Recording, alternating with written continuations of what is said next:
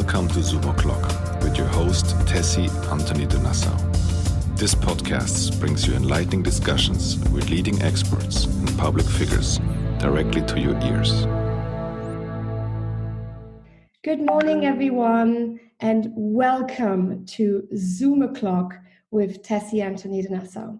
Today, my guest is a very inspirational woman that I met recently, but her story has just caught me, and I just keep thinking about how incredible she is. I really wanted you guys to meet her, and I'm so happy that last minute she could make time for us, because she has, if you think I'm busy, her schedule is crazy.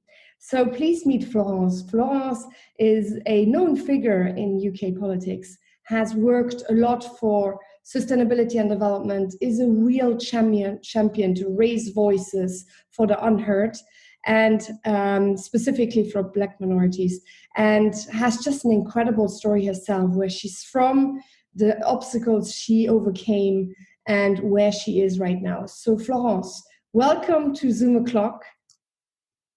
Thank you, Tessie. Good morning. Good morning, my darling. So would you please tell us a bit about you? What makes Florence Florence? Well, it's been quite a journey, I think. And I think if you wrote the story or made a movie about it, people wouldn't even believe it. It could really only be true. So my background is of biracial, and I am part West African from Guinea, Liberia. And on the other half, I am Russian Ukrainian. So our roots go deep into different communities around the world. Subsequently, I have been educated and have spent most of my career in Europe, in the United Kingdom. But the thing that defines me is definitely my story. And I cling on to that so significantly, not because I want to reference the past continuously, but I think the power for each individual sits within the story as to why they do, what motivates them, and what gives them their strength ultimately. And that story began in a very unusual place in West Africa and Liberia, which was actually a very unusual state that was established, and it was the Back to Africa slave movement, where African-American freed slaves returned to Africa to create an independent state. So it has quite a unique history. And it was a very successful nation, and it was one of the first independent republics, and we've had one of the first female prime ministers on the African continent. So it's actually quite a beautiful nation. But due to political unrest and unsustainable policy and economics, sadly, the country deteriorated to becoming the second poorest African country at a given point. And we found ourselves fleeing Liberia and leaving because there was an escalation of a civil war in Liberia.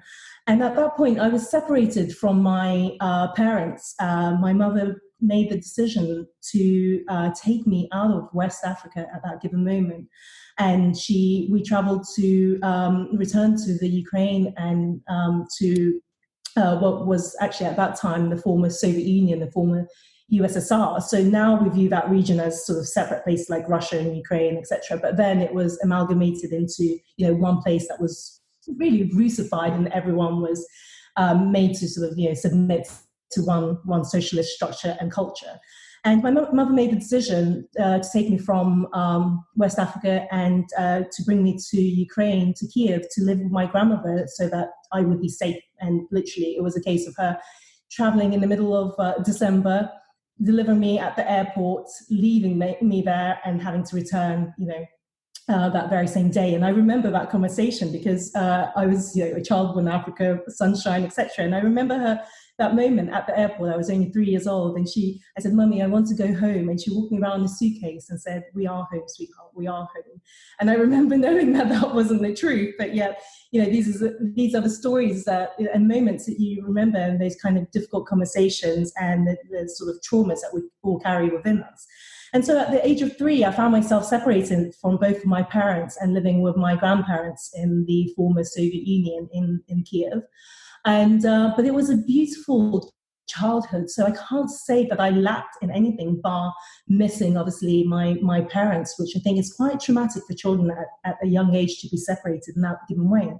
But looking back at that decision that my mother made at that given moment, now that I am a mother of two and I have a 4 and a 7-year-old, at that given moment, my mother made the decision to take me away from a civil war, but she brought me to Kiev at the moment, which was only a couple of months after the Chernobyl disaster, which nearly had the whole of Eastern Europe all the way up to Germany, etc., evacuated potentially if the situation had escalated to even a far worse tragedy. So we were, that decision as a mother for her to make, taking from one danger zone to place me in another one where, you could potentially be exposed to something else that's dangerous, must have been quite a difficult one. And I reflect back on that, and I think, goodness, what an exceptional woman, and what strength she would have needed. And then subsequently, I had this magical upbringing. I was doted on by my grandmother, my great aunts. I was a spoiled child who had the attention of so many elderly family members who wanted to compensate for, obviously, the absence of my parents. And with time, I was reunited with my parents around the age of 7, 8, when we reunited in the United Kingdom, and we moved to the United Kingdom to settle here. But it was almost a case of my parents sitting down with a map and thinking to themselves, where do we go? Where can we create a future? And I remember them, the conversations many years down the line when I was an adult. My mum said, I literally sat down with a map and I thought, do we do the US? Do we go to the UK? Do we go to Switzerland? Where can we build a life in the future? And this is a side, I think, that people don't see when we discuss immigration or refugees or, people from other cultures coming into nations, what journey they would have made and what difficult decisions they would have made to end up somewhere else. That often isn't really about choice. It's about survival and about the scope of being able to thrive and having a future, and with such a hope that they will be accepted by the nations that they're going into and willing to contribute to the new cultures they then subsequently join in the new countries. So that journey has really formed me and really, I think, determined the direction I was going to go in professionally in the work that I subsequently have gone on to do. Wow, just incredible, really. I commend you on your story. It's really, really incredible. You're so inspirational, and also, it's always that gratefulness in, look, despite all of this, how it turned out, and how you use your past and your experiences to really push forward, break the glass ceiling for other human beings in similar situations, but also in other situations. You don't just stop with immigration, you go beyond way many other topics. So one thing that was really interesting for me when we talked, and I think it's a timely topic, politics, right? When we talked before the recording now, we talked about your experience in UK politics. And well, there was 2 things that really struck me. One was that you were in Parliament when they decided not to vote to give children a free meal who cannot afford it in the UK. How did that make you feel? And how is that even possible, in your opinion, that we have politicians decide on who gets to eat and who doesn't in a developed country? Yes, I think this is very much a question of sustainability and social justice. I think when we discuss that subject, we always think that it's somewhere else. We talk very excessively about the planet as a whole and needing to save it, and that poverty is somewhere elsewhere in developing nations or emerging economies potentially. But actually, people forget, both politicians and even people in subsequently now the new establishment that I belong to, which is championing climate justice and social justice, that poverty can exist on your very doorstep, and that those discrepancies in access to opportunities and access to resources exist even in the most wealthiest of countries where those injustices are happening. And yes, we are the United Kingdom. We are a very wealthy nation. And it really broke my heart, and it really made me question being part of the establishment in the past. Now I go into Parliament and I work on my own terms, but it made me feel somewhat that it discounted all of the work that I had done for decades to show and, showcase the stories that exist out there, the facts that exist out there, and how we need to transform society. Because when we immigrated to the UK, we had lost everything. So we came from wealth, but we literally arrived here with a suitcase. So as a child, I experienced childhood hunger and childhood poverty here in the UK as much as I did so in West Africa, where it had escalated into a war. We experienced exactly the same conditions here in the UK that people wouldn't even believe, where we didn't have enough food. I recall my grandmother, when I was a child, when she subsequently joined us to live with us in the UK, she would actually go to the local markets and in the UK, in London, and she would pick up the fruit that would have fallen from the stalls that the stall sellers wouldn't resell because they'd been crushed. And that would potentially be our dinner that evening, crushed apple pie or whatever, some potatoes, etc. So that's how we started here in the UK, with nothing. So I know what that feels like. So it really broke my heart. But that really comes down to the aspect that we have no diversity in our leadership. We have not enough women. So there's no gender diversity in Parliament. There is no cultural diversity in Parliament. So this is what happens when we have a lack of diversity and people coming from different classes, different genders, different cultures, and different religions and different experiences. Only the collective element of people from different different factions of society can come together to answer these questions, because quite often the answers lie in the people who have experienced the pain in the first place. Those are the people who are most overlooked as to having the answers. We always, refer to experts and these leaders in how we view things, but actually the true leaders and the true answers beyond the data lies with people who've experienced this live in their communities and where the pain is. And we need more of those people coming forward to run for office. So yes, it broke my heart, and especially that it was a political party that is a Western one in a developed nation that would vote something like that down, that now means there's going to be children going to bed hungry. Yeah, absolutely terrible. I was shocked when you told me, because I do know that in the UK we do have a lot of problems, and we have problems everywhere, right? Also in Luxembourg, in Germany, France. But as I live mostly in the UK, what I noticed there as well, working with young girls, for example, there's quite a big group of young girls who don't have, for example, sanitary pads when they have their periods. They cannot afford it. That's again the UK. Or children who don't have, no food during the winter, but also no heating. Mm-hmm. So a friend of mine takes care of that as well, as much as he can. And I think it's just crazy, because how can a politician, and then we move on, but how can a politician decide, again, who chooses between heating and eating, kind of thing, right? Why is that just not a normal thing for everyone to have under their basic human rights, as it should be, right? So another topic we talked about in politics, again, because I think it's very relevant as well, and a girlfriend of mine, Gita, has experienced that firsthand as well, and you did too, is that, how is it, what was your experience? I know, but I want you to tell our listeners, how was your experience in UK politics as a mother? So I was very successful in UK politics initially, and I was, considered a very desirable candidate at, certain given moments. I was voted by, certain magazines and leading groups as up-and-coming policymaker and up-and-coming politician of the year, etc. So I was, it was like a very quick shooting, rising star.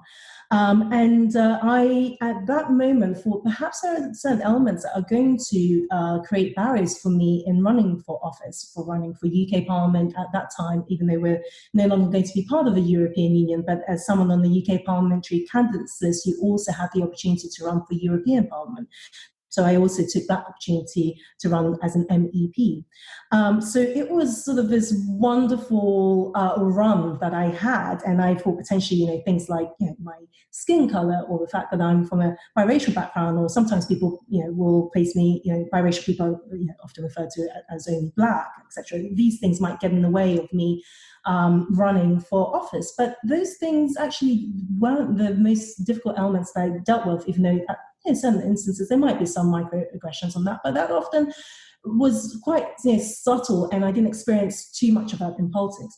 But the thing that absolutely did annihilate me eventually in politics was that I paid the motherhood price, essentially. So they could accept many things about me, being a woman, being someone who essentially wasn't born in this country, being a black woman, a biracial woman.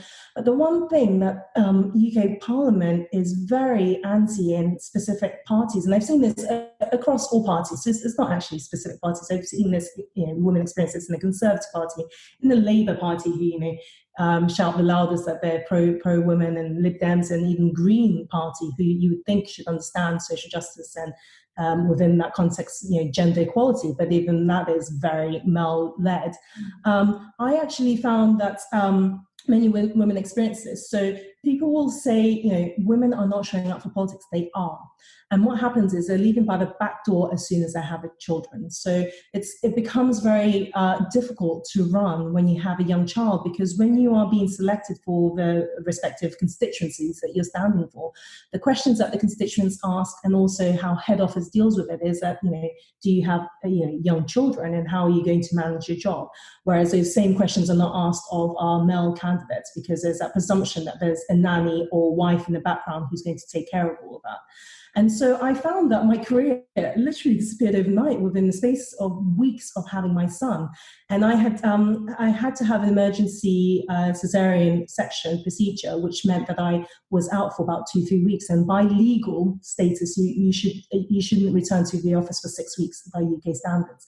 But I was in hospital, and I wasn't able to attend a meeting 2 weeks after a major abdominal surgery, and that immediately caused an issue that I couldn't attend this meeting, and I found myself in the firing line within the space of weeks, and then I was removed for multiple positions for that. So I paid the motherhood price very significantly.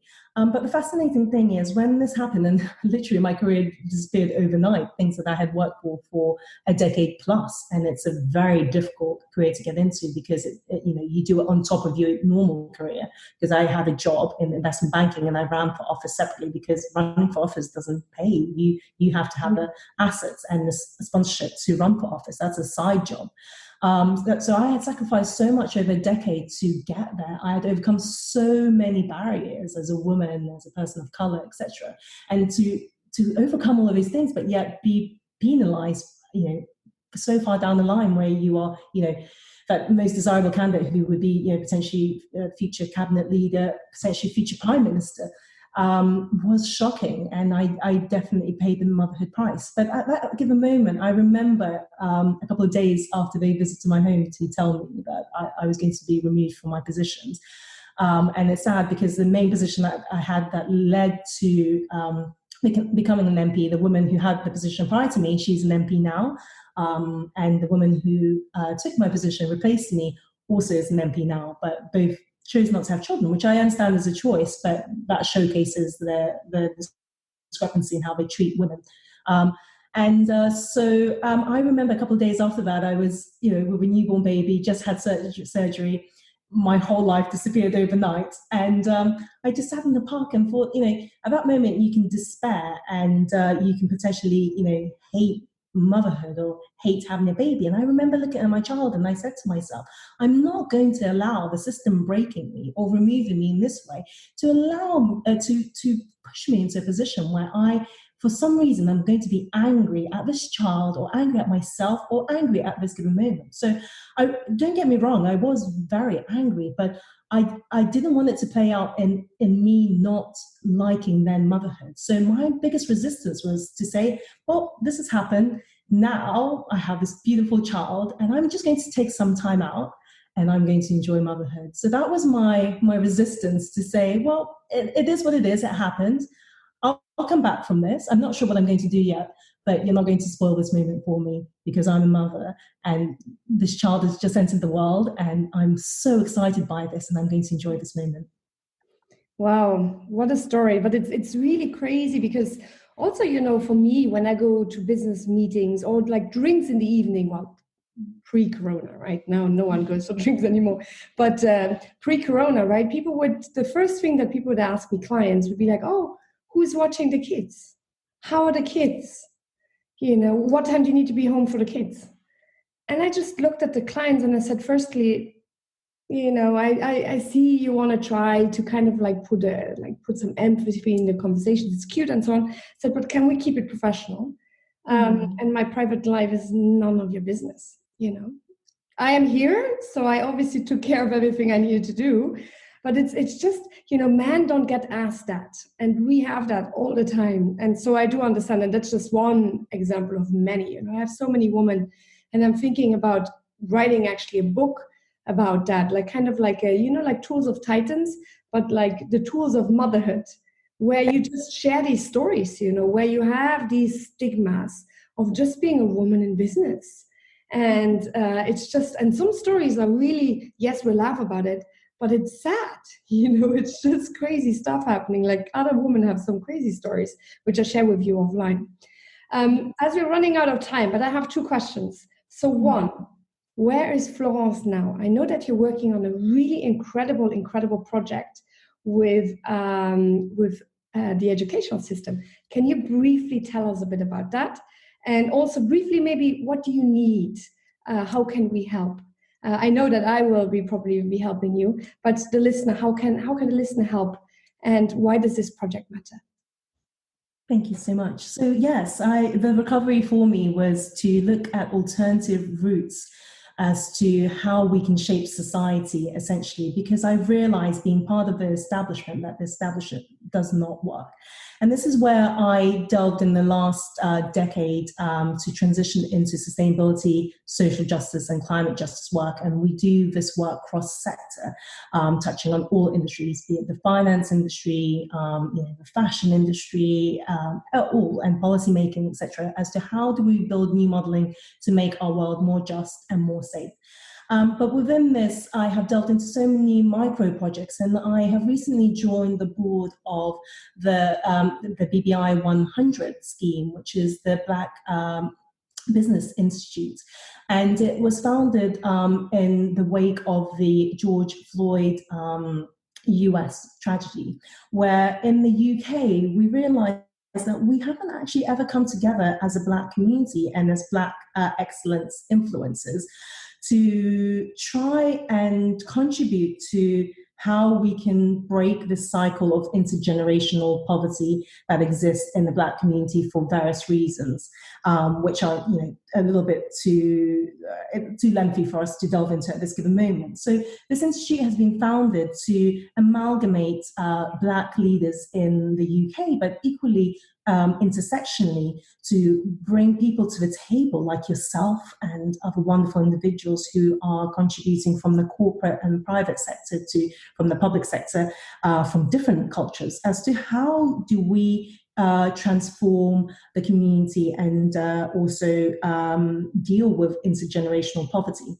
So we have, as our first initiative, launched the BBI 100, which will be taking an affirmative action route to place 100 children into the independent and leading school sector from the age of 4 and to fund them through this education all the way up to the age of 18.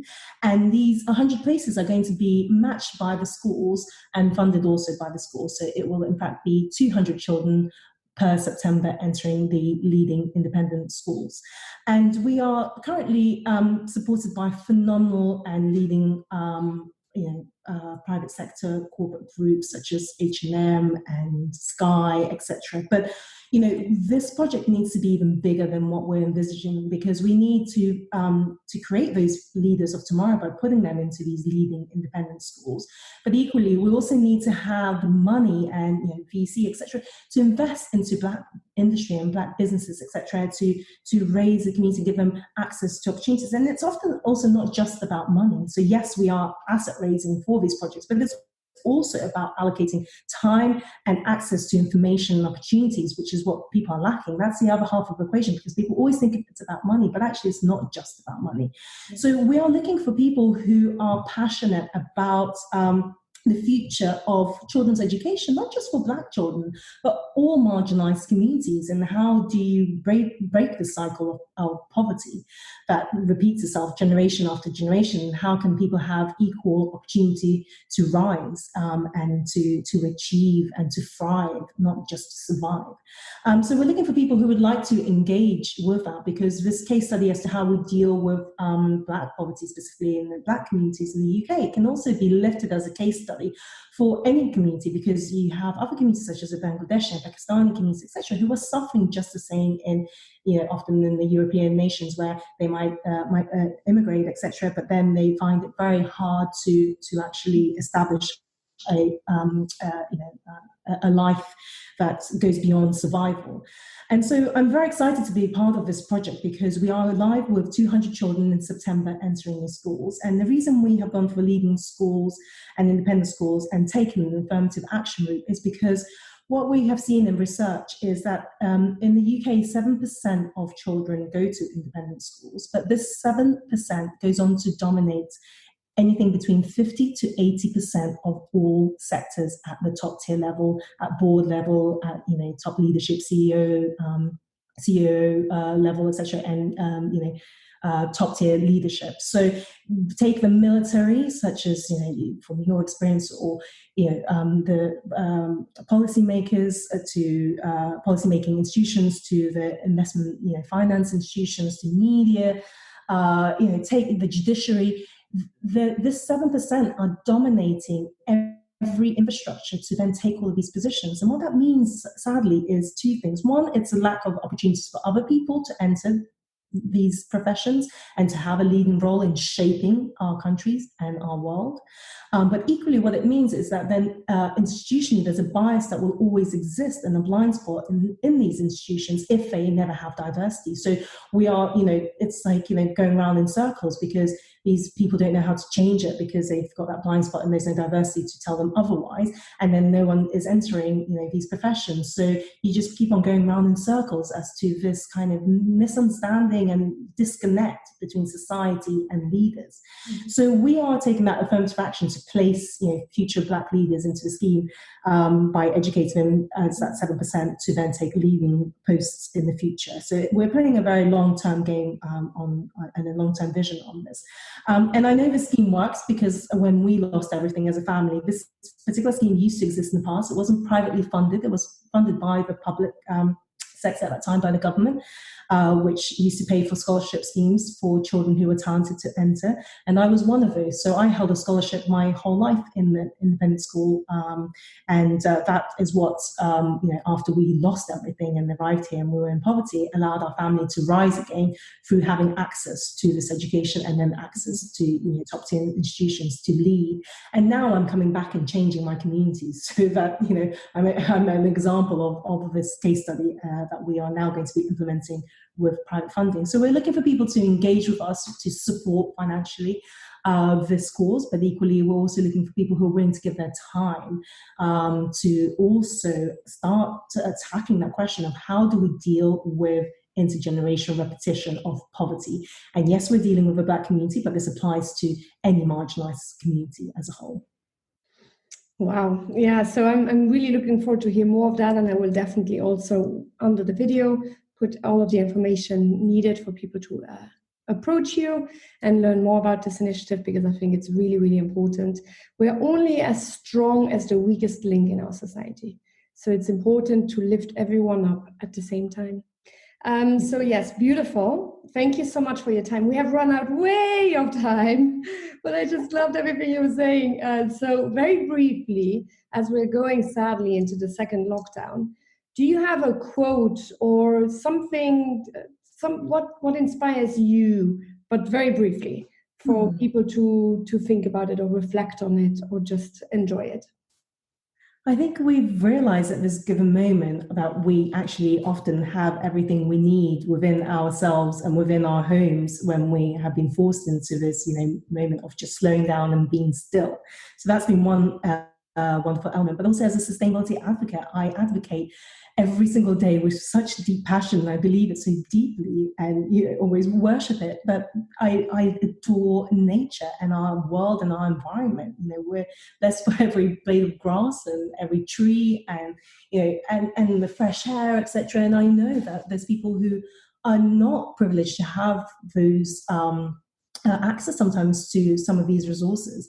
But equally, I also think that nature is very democratic and there is a way to find nature and to engage with it. So I think this is the moment where we start looking around and actually realizing that the thing that we need to love and respect the most is actually our nature and our environment around us, because that is the thing that we've all been enjoying most, because at best we're at home or you're able to go for a walk somewhere. So I think when you turn to nature, it has so many answers as to what we should be doing better in our world. And that is my respite for everything and my inspiration for everything that I do. Beautiful. So thank you so much, Florence. This was really fantastic. I learned so much and I'm so inspired, and we will be talking offline much more anyways, but people, please do get in touch with Florence. She's really incredible. And has so many other stories to say. She was in ballet, how the obstacles there and how she overcame these and what they have invented there. You are like a Pandora's box. When you open it, there's just all of these amazing stories coming out of your past and literally how people have put stones and stones and stones and stones in front of you. And you have just climbed these stones with such joy and elegance and resistance and resilience and just everything possible. And it's just beautiful to see you where you are right now. And you definitely have my support, and I'm sure the people who are listening to this, you have their support as well. So looking forward to what comes out of this. And we speak very soon, Florence. Thank you for your time. Thank you. Thank you for listening to this Zoom O'Clock.